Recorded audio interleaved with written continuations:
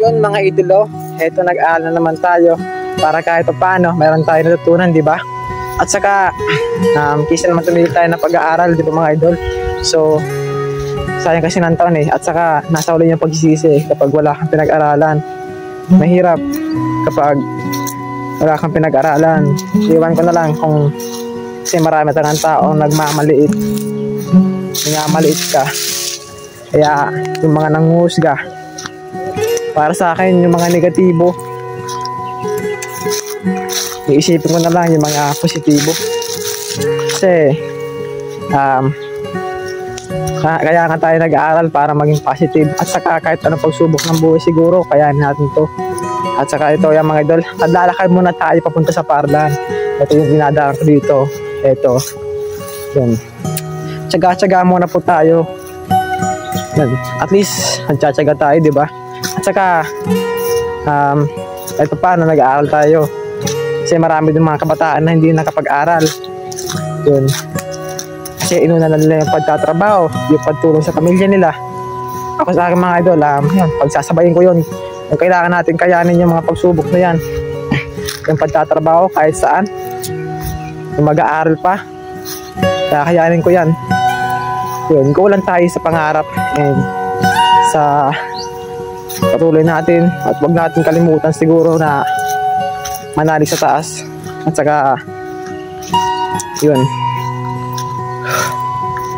makadakal muna tayo mga idol, kasi pumunta na din ako doon sa paaralan namin po ba.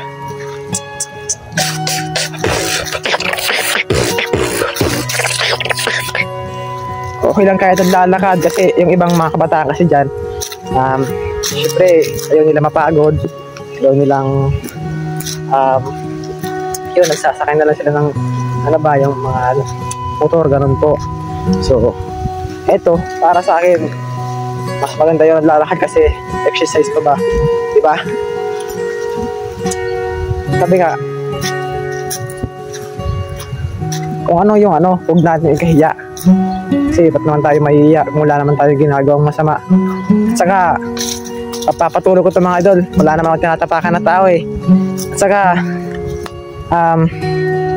dito din ako nakilala ng maraming tao, so papapatuloy ko to. Yun, yung pagpapakita ng mga talento. Kasi pagpapadrawing kasi mga idol, hindi ako nakakadrawing pa kasi yun, wala pa tayong gamitan ba. Pero papapakita natin yung mga talento natin, kahit pag-rap na lang ba.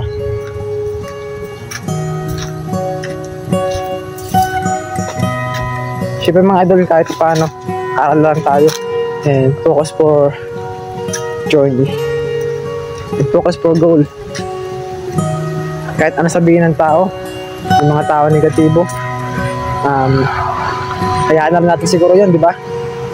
Basta isipin na natin yung makakabuti sa atin.